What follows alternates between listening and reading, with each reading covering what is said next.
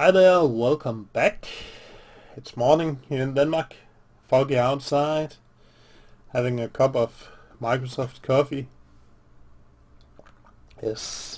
Today we're going to look at hooking up a 0.96 inch monitor or OLED display. It's LED OLED and it's pretty cute.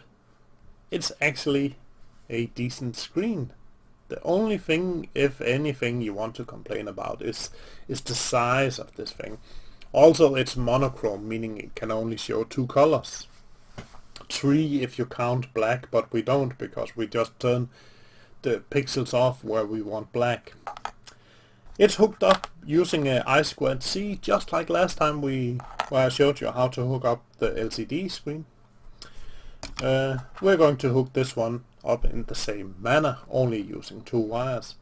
The advantage is, of course, we can have these hooked up to the same 2 wires at the same time, doing different things, or we can have multiple of these doing multiple different things, or even the same thing if you wanted to have multiple points where you have the display available. That's pretty cool. That's why I2C is amazing. The only problem we are going to run into when using displays in this manner is the Arduino. The Arduino has a very limited amount of memory, and each time we use one of these devices, a new device, we're going to use some memory of the Arduino to run these devices. We need some memory for the library and we need some memory for the code. And that is, in my perspective, the biggest problem with the Arduino is the limited programming memory. But of course that's the Arduino Uno. It can be solved using a Arduino Mega. This is a Duo, so this is not a Mega, but it looks like a Mega, which has a lot more memory. Quite a lot more. I think it's 256 kilobytes, where this one has 4. So, why don't we just jump right into hooking this little thing up to our Arduino, and then we can start to program it and see what's going on. Alright, here we go. This is the 2 OLED displays. One has 6 pins, that's the serial connected one. It's very nice, it has the text on both the front and the back, the text for the pins, because when you put them in a breadboard like this, you can still read where it's going. So that's pretty cool. That's a very nice detail you rarely see in these components. Anyway, today we're working with this one. It has 4 pins. As you can see, it's I2C. So we have voltage, ground, SCL and SDA. Just like last week. So let's just grab our project from last week, which was the Arduino with the LCD display. Quite simple. Unhook the power and ground from last time, and very hard to see, there we go. Power is that one, ground is that one.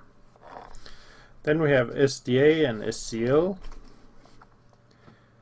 and that's like this. Then we can pull this away, put this away, sorry, and it's connected, it's ready to use now. One thing we need to notice is right here, it says address select. You probably can't see it on camera. I can't get it to focus on that part. It says address select, and then there's 3 pads in the middle.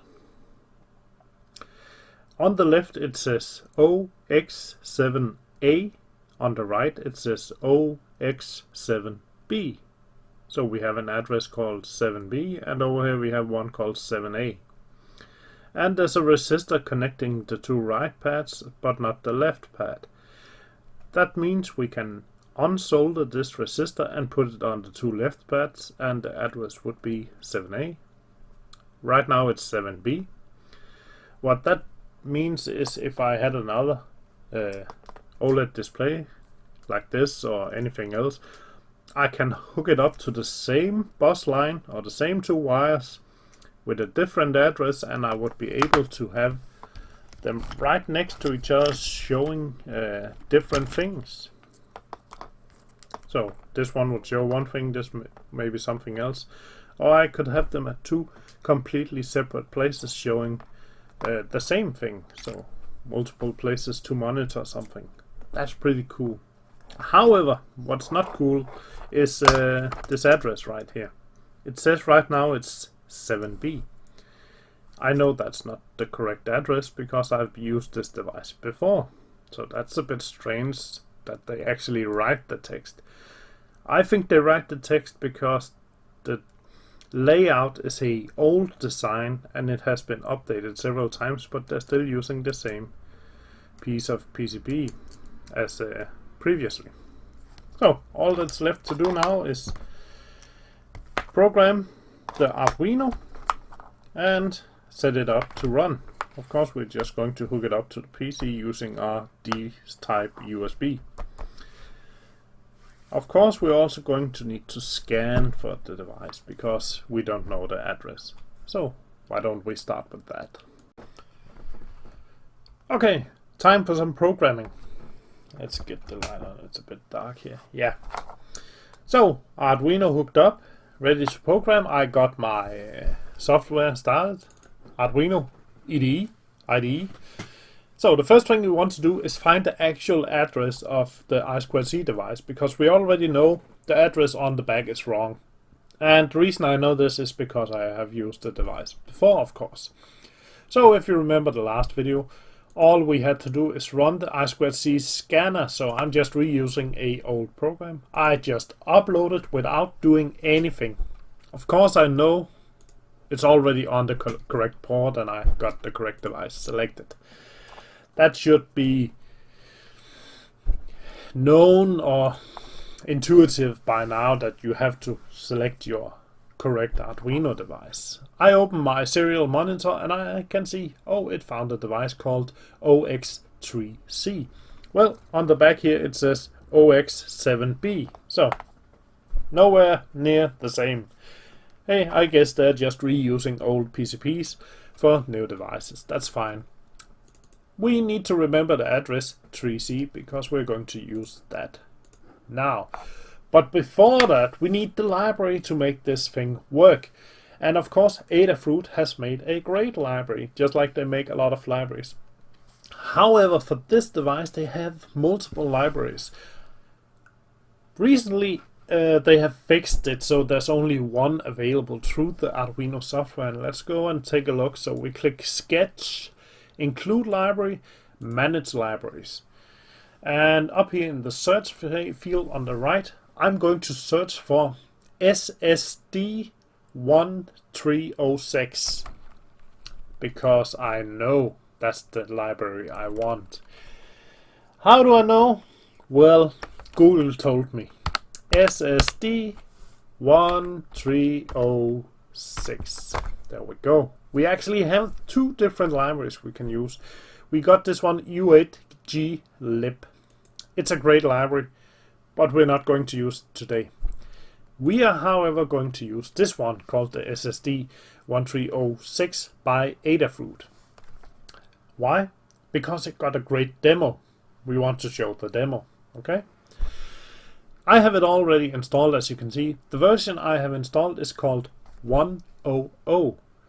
Of course, there sometimes are multiple versions available, and that was the problem I was mentioning. However, if there is a newer version available, I won't be using it. I am using this one. The new version did not work with the old China model OLED display. So, if you are have problems and are using a newer library than the one called 1.0.0, maybe consider uninstalling that library and get the old one like this one. It's already installed. If it's not installed, you can click it and select install right there. Some of the Arduino IDEs have a version select available as well when you click on the driver itself. And this one used to have, but it don't anymore. I don't know why. Just going to close it. Once it's installed, we have it in examples. Down here we have, in the middle, sorry, Adafruit SSD 1306, and my device is a 126 by 64 pixels device, and I'm using I2C. You could also use the SPI interface if you wanted to. I2C and maximize to screen. Yes, there's a lot of text, but initially to get the device working we only need to update the address because we're using I2C. So we're going to ignore everything and just scroll down right into the void called setup, as you can see right there. There's a line called display begin, and it has a command, and it has this address called OX3 delta, or sorry, D. I'm going to change the D to a C because my serial monitor is still telling me to. I opened the serial monitor to confirm. Yeah, it's still 3C. So 3C, and I'm just going to upload it as is to my device right now. Giving it a few minutes. Some more Microsoft coffee. Oh, whew. No good. Error compiling. Error compiling, that's a big problem. Let's see what's wrong. Unassigned character in function test draw line. Ooh, there's an error in the display. Well, luckily for me, I have the demo pre-recorded. What's going on here is I may accidentally have saved and overwritten the example fiddling around. Anyway, the demo is running right above here right now, and it should be fine. That's what you should be seeing if you haven't messed up the demo like me. So let's get into something a bit more fun. We're going to use the device for something.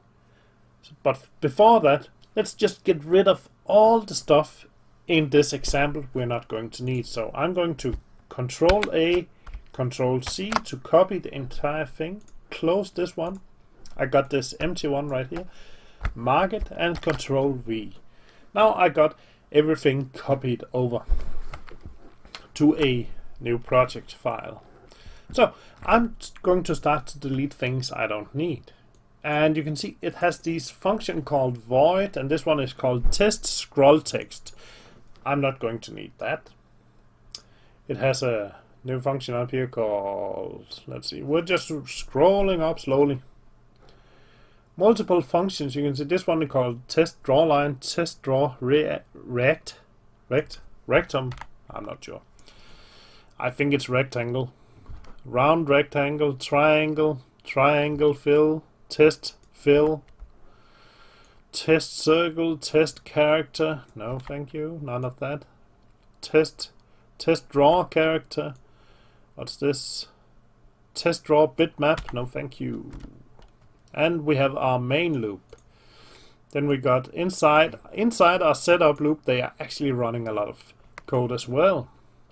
And the reason you run it inside your setup loop is if you only want to run it once.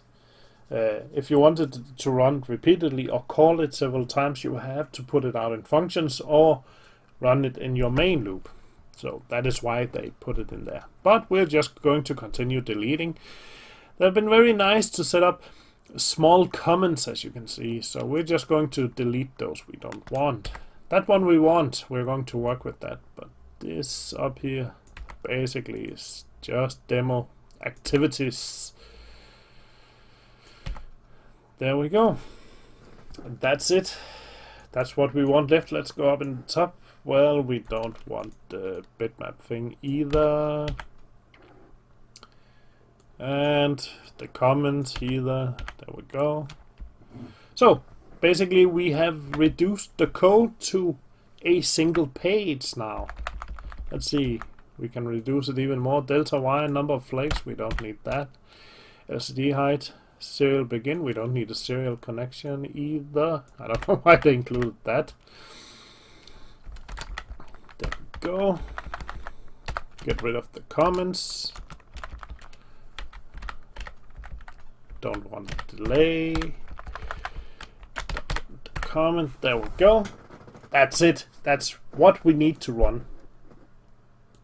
And we don't need this delay. We are going to reduce this even further. There we go. This is what we need to run. If this will work, let's just confirm by compiling. This is just the library, the setup for the device to make it communicate with the Arduino. And that's it. What we need to do now is define what do we want to show on our screen. And that's what we're going to jump into right now. So right now my screen is just black, and if I upload this to it, it's just going to continue to be black. But I'm going to make a small menu if you want. So instead of writing it up here in setup, as you could have just as fine if you just want to run it once, I'm going to make it a function on its own. And functions are called voids here in this programming. It may differ depending on what type of language you're using, but by default in the Arduino IDE using C programming, we are calling it a void. So let's call this void menu. We're going to make a parenthesis and this squirrely bracket, and you can see it auto ends my bracket. Very nice. And you saw the code I just cut out before. I'm just going to paste it right in, but we're going to change it. We're going to adjust it and modify it to our needs. So first of all, let's go over the code. First thing it does is it's going to refer to something called display, and you can see each command calls display. Display refers to the I2C device defined up here. Display begin the SSD 1306. So whenever we write display, we are going to use the Adafruit library referring to this specific device. Okay. First of all, display.set text size 1. That's fine. You can also set it to 2 or 3. But my knowledge, because I've used this before, that text size 2 is very large and you can barely fit anything on the screen, and maybe 10 characters in horizontal. So I'm going to set it to 1. Then you have the set text color white. Well, my screen is a monochrome. It shows yellow and blue, but white means each LED or each little pixel has to be on or off. White means it's on, black means it's off. And that's why down here we have it in inverse. They even commented inverted text, meaning we are going to light up the background and keep the text as black. So you can do it in multiple ways. So text size 1, that's the smallest. Text color white, yes. And set the cursor at 0, 0. So if you watch the webcam, then 0, 0 is this corner right here. When I move down a line, it's 0.1, 0.2, 0.3, 0.4, etc. It's just not like a coordinate system, because then you would move upwards when 0.1, okay? So it's like an inverted coordinate system, but we are counting downwards, lines downwards.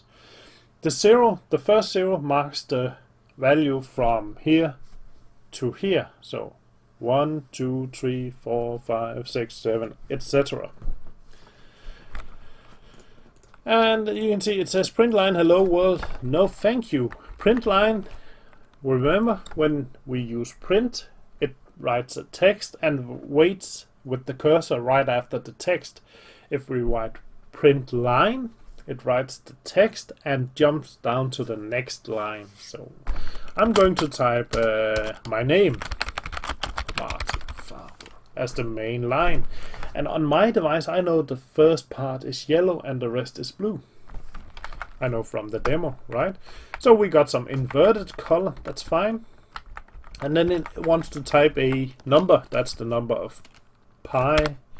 But I don't want that, I just want something like that. Lines, dotted lines across. Okay, then it wants to write text size 2. Sure, let's try text size 2 so you can see how big it is. And then we're going to set the text to white again. So display print line. And now we need to remember we don't have that many characters across. So what's the widest character we know? Well, I think it's M, or maybe W, or maybe what else do we have that's very wide?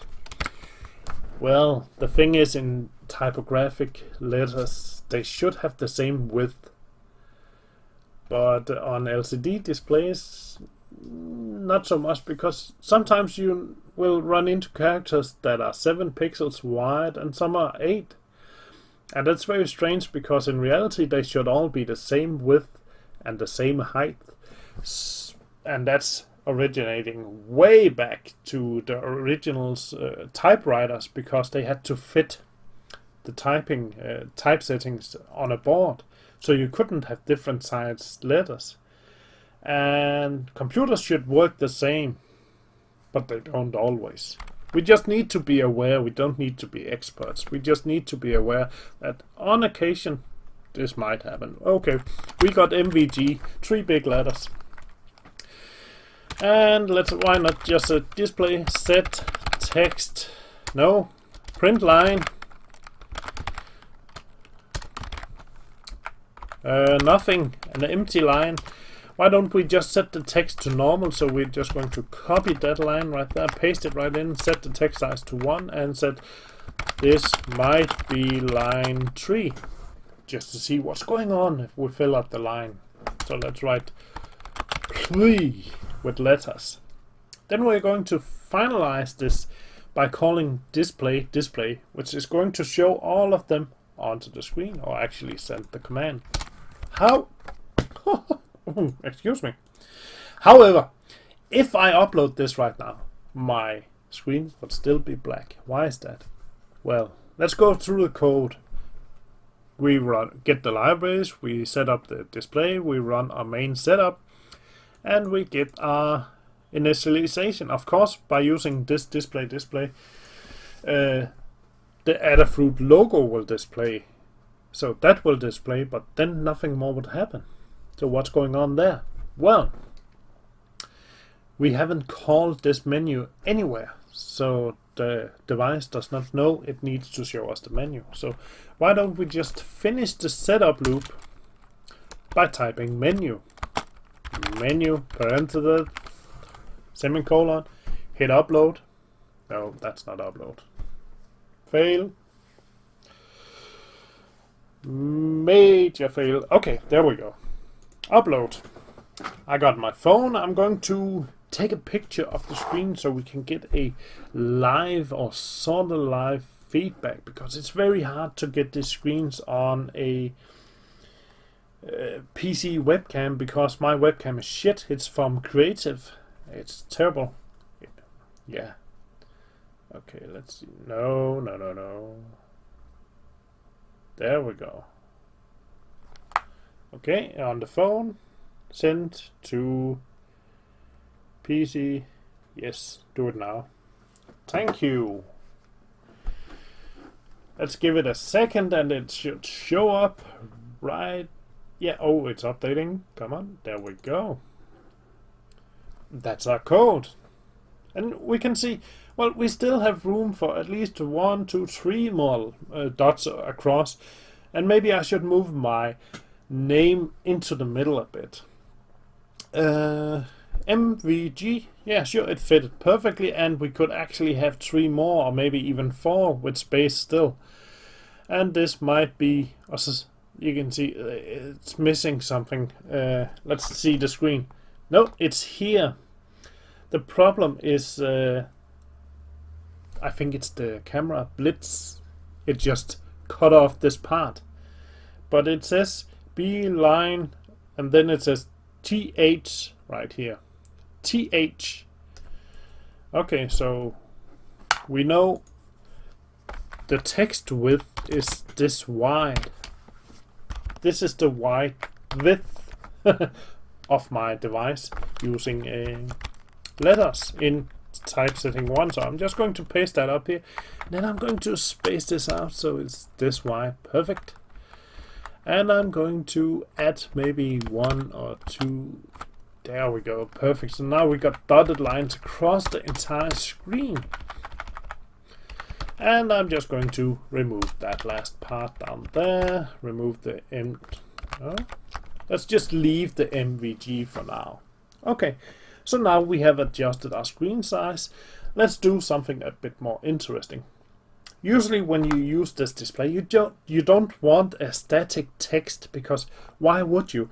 If you put a screen on something, you want to tell the user or manager or whoever minds the screen something important. Otherwise there's no point of having a screen. Yep. So imagine having a thermostat or temperature sensor or something, and you want to update this to a user. Let's simulate that, but I don't have a temperature controller hooked up right now, so that's a very big truck that's driving by there. Anyway, let's define a new number. So we're going to call int new number equals 0 semicolon, and I want this number to, oh, it's misspelled, missing a B. I want this new number to update on my screen, so it shows on my screen. Well, first of all, I need to make my screen enabled to show the number. So in my code down here where it says MVG, I'm going to change the command to just print instead of print line. And then I'm going to paste the hashtag sign. Hashtag, before it was a hashtag, it was a number sign. It meant number 2 or 3 or whatever. But it has been converted into a hashtag. So originally it just means number. So number colon and nothing. Then I'm going to add a new line called display print.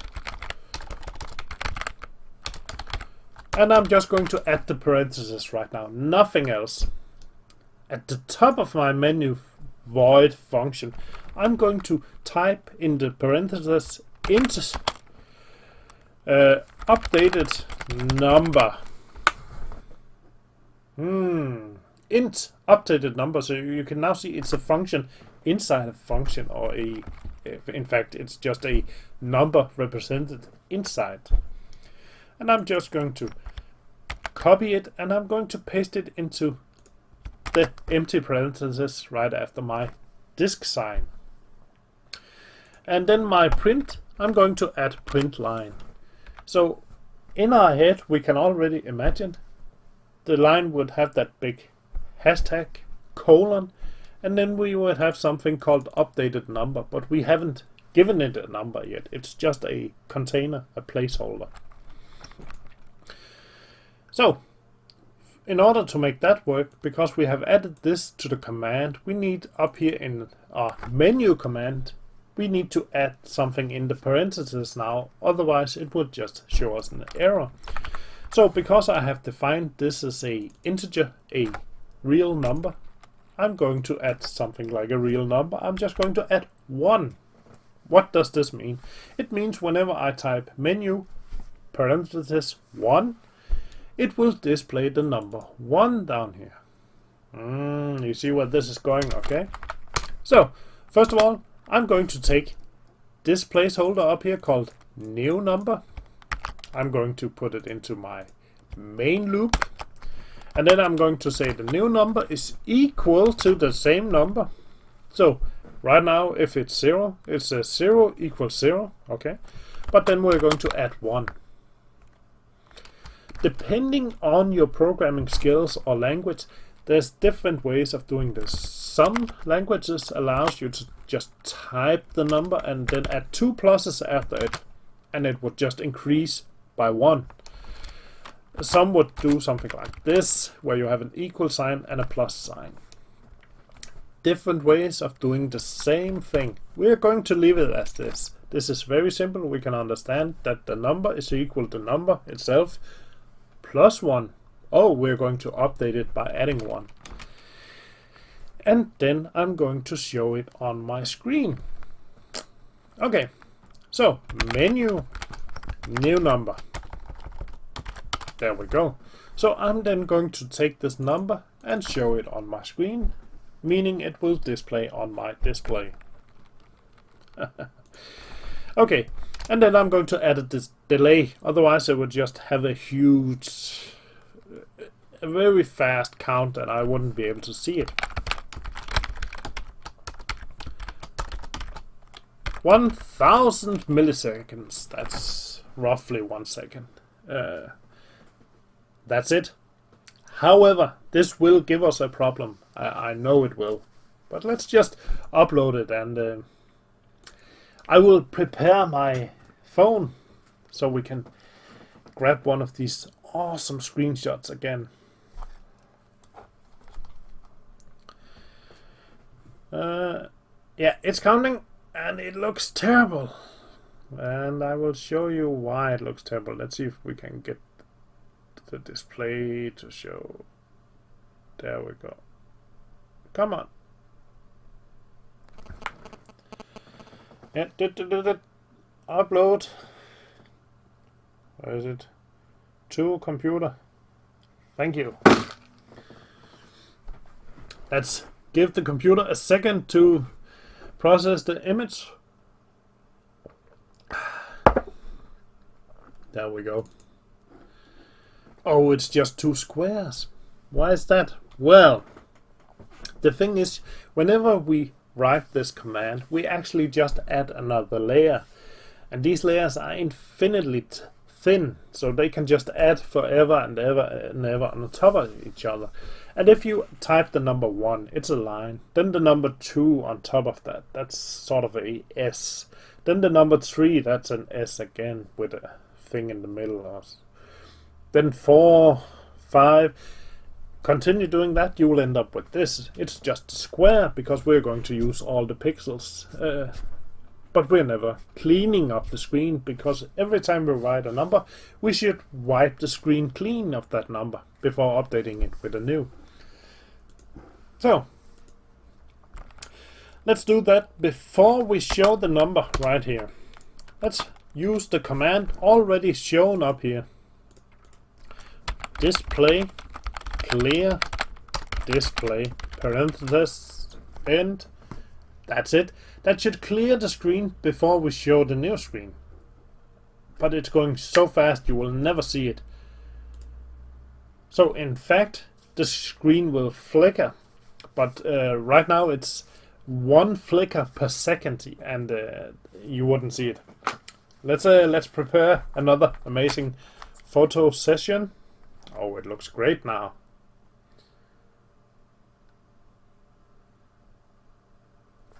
Yes. Upload.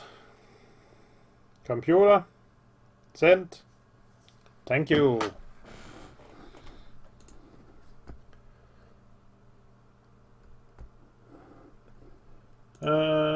That's not the correct image. Let's switch. There we go. And you can see it's a bit unsharp, but hey, out of focus. Sorry, unsharp, yeah. It says 11. And you can clearly see the number. And when I look now, it's now 42. Yeah, number 42. That's it. That's how you use the screen.